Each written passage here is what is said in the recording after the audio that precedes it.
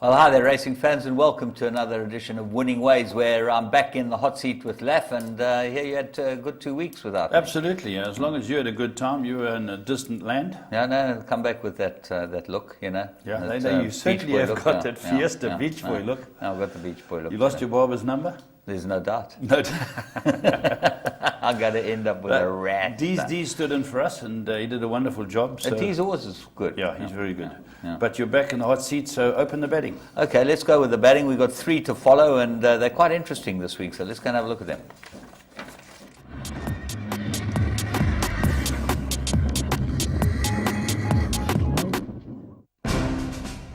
EPOL, we know from our successful partnership with Mike de Kock that getting the best from your horse is largely related to training and nutrition.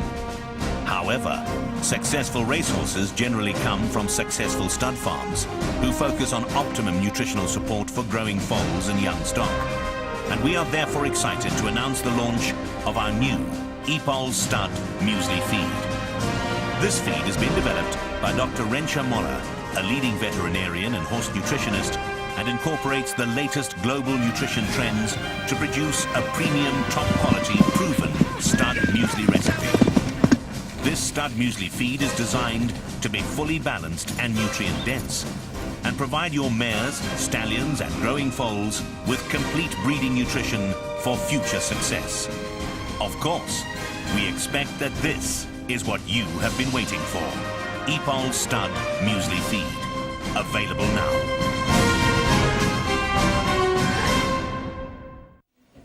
Right, well, we kick off with the 10th of October, and we're going to have a look at, I think it was race 1 there at Clearwood, Maiden Plate.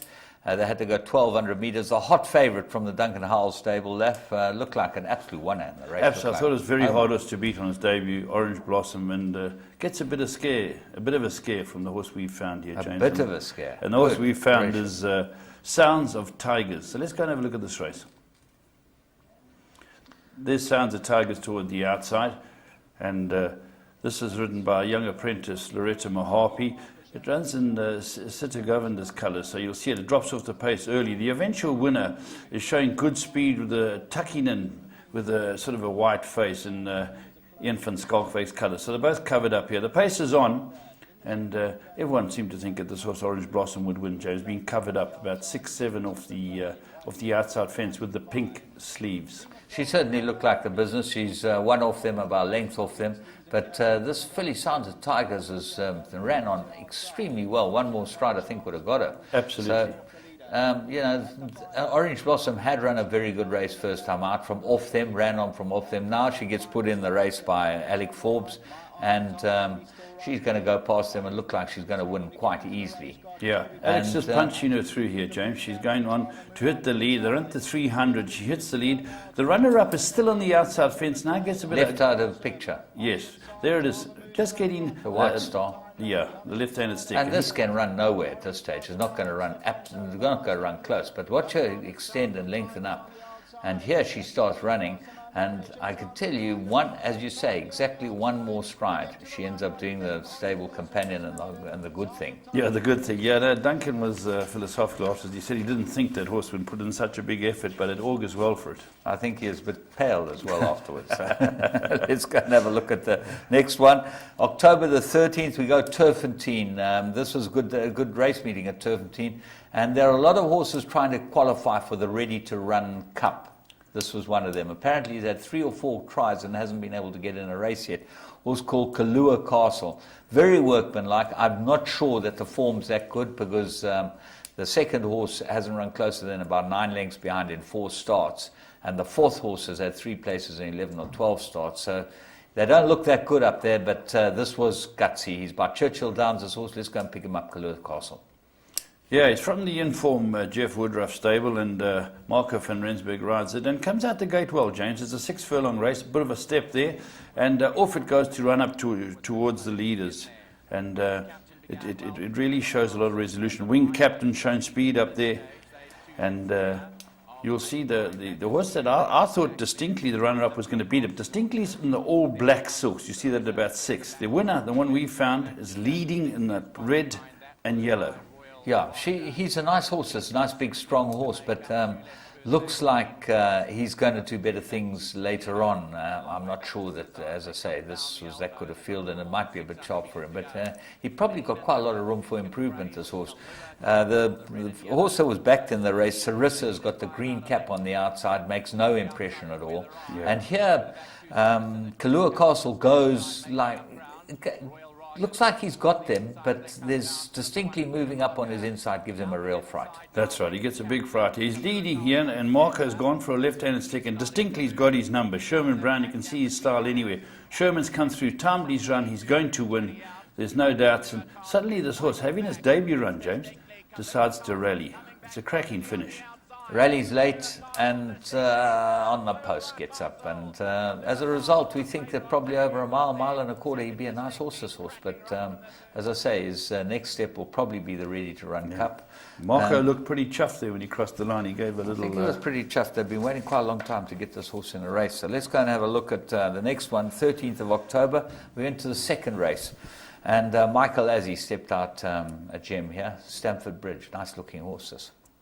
Yeah, this runs a decent race. Also, horse being stepped out, as you say. It's coming out of gate 4, and here we get rolling. It's got the noseband on, a little green coming out the gate. The pace is on quickly by Crackadoba, shows speed, and a few others get up there at the pace, Gazette.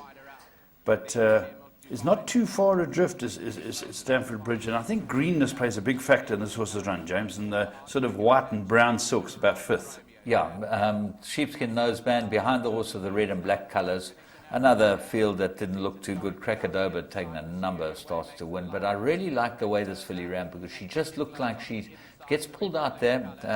Robbie Frad gets her out, and she comes after him, and here she looks like she might easily win it. Yes, I thought she was going to win here. He gives her a left-handed smack, and Robbie, again, same as Sherman in the last race, has timed it to win. But as it gets there, it gets very green. He has to straighten the horse up. And the other two, the experienced runners, keep going. Crackadoba keeps going on strongly, and Flying finishes there as well. Just a good debut in third, James. Well, 2 4-year-olds, they've had many starts, those two, and I thought that there was... You're looking for horses to follow. I don't think these horses are going to win Group 1s, but they're certainly worth looking to have a follow in the next start. We're going to move on and have a look at our blast from the past. Getting the best from a thoroughbred is largely related to training and its diet. Mike de Kock has mastered this critical balance. Where is Mike de Kock? Yeah, where How is can he? we have a world-class racing event, no Mike de Kock? Wherever you are in the world, to be competitive at the highest level, equine nutrition is first and foremost. Mike de Kock, you're a living legend. Tries to kick the lizards. I've always wanted an edge over my competitors, and I have found the one place I can get that edge was nutrition. The game has been very kind to me, and I'd like to give something back. And so EPOL and I are making my international formula available to all trainers. De Kock has always partnered with EPOL, and together they have developed his own formula, which is truly world-class. The feed is based on many years of research, but now we've pushed the formula further to something that today is a world-class product. I promise you, trainers will see the difference. Mike de Kock feed from EPOL. Available now.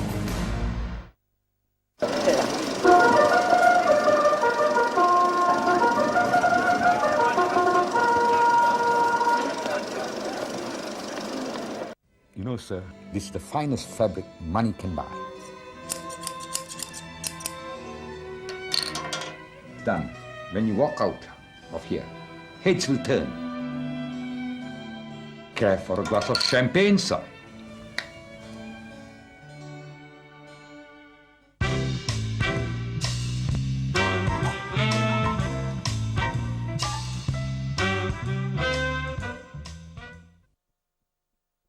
They're about ready to go now, and they're off and running in the Piermont Emperor's Palace Ready to Run Cup. From that 1400 metre mark, Mannequin got a good beginning. 100 Acrewoods up there. Fasani is there as well in the early part of the race. Luleki is about 2 or 3 lengths off that leader, followed by Smunge Munge, who's racing now outside of runners, 3 or 4 lengths from them. They're being followed after them by Busende, who's back along the inside. Pierre Jordan, 6 off the leader. Blue Voyager racing between them. Smart Hell has been behind those. Ashjan is 7-8 lengths off the leader. Avasha towards the back end of the field. They got to be 9 or 10 lengths from the leader. Smanyo races in behind that lot. Kitani is further back in the field as well as they become homeward bound now with 800 metres left to go. Fersani, the leader from Smanje Manje on the outside. In third out there is Mannequin, is 2 lengths off the leader. They being followed by Mahubu after those. Then 100 Akerwood further back. They 4 lengths off the leader. Blue Voyager going on the inside. Pierre Jordan, Smartel, they're a few lengths off the leader. Still Fersani the one to get to. Havasha's coming home on the extreme outside. The green sleeves, green cap, 100 Akerwood. Pierre Jordan running on. Mannequin is there as well. Pierre Jordan looking to come to Fersani. Havasha is looking to motor home, but it's Pierre Jordan with 100 to go, and Pierre Jordan is hit the front, going like a winner. Pierre Jordan, too good, and wins by 2 lengths. Fersani was second, Avasha was third, Mahubu was behind those, but 1.5 million rand is what it's all about, and half of that goes to Pierre Jordan. Well, the excitement is building for this race. It's on the 3rd of November in Johannesburg, and everyone's scrambling. We've got ready to run gallops this week, I think, at Summerhill. Friday, up at Summerhill, yeah. If you want to get out there, get out to Summerhill. He's got a very good panel who's going to discuss the work of the horses. Very good panel. That's the best panel you could put together in South Africa. Well, I'm not on it, so I don't think it's that good. You and I, both of us aren't on it, so that's what I use. Don't go mad on adjectives, James. Keep the good ones for us. It's just a good panel, that's all. Okay, that's a good panel. It's a good panel, but it's a good panel, but that was a very good horse. Yes. But James, it's 2.5 million rand now, isn't it? 2.5 million. 2.5 million for you guys out there. No. Yeah, very good horse, Pierre Jordan. He really is a super horse. Won a good race, Pierre Jordan, and we're going to see what's getting ready for the race this year. But I can tell you, up at the top of the list is a horse called Cape Royale. He's up there, second in the list. Yeah. Horse from Cape Town. He's a very nice horse indeed. But let's go and have a look at our plum of the week and see what that looks like.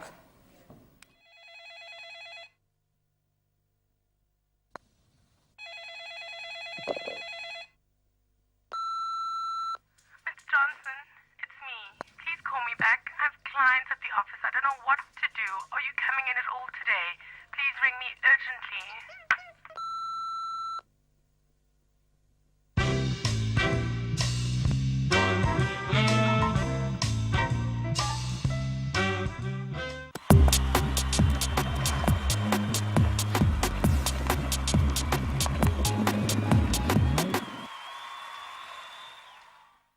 Do you want to get the best odds on horse racing and sporting events? Well, you've come to the right place. Welcome to Interbet. Interbet is the wholesaler to bookmakers and punters. This means that for every bet requested, we review all the bookmakers and select the one with the best odds. As a result, you always get the best odds. Once you place your wager with Interbet, we will manage the whole transaction directly with the bookmaker. So you can sit back, enjoy the races, and collect your winnings. Interbet offers an exciting variety of wagering opportunities, including tote betting, fixed odd multiples, and betting with your mobile phone. To get started, all you need to do is register by filling in your personal information. Log into your account using Internet Explorer only and start wagering. Take a look at our online tutorial demos so you can take advantage of our powerful wagering features.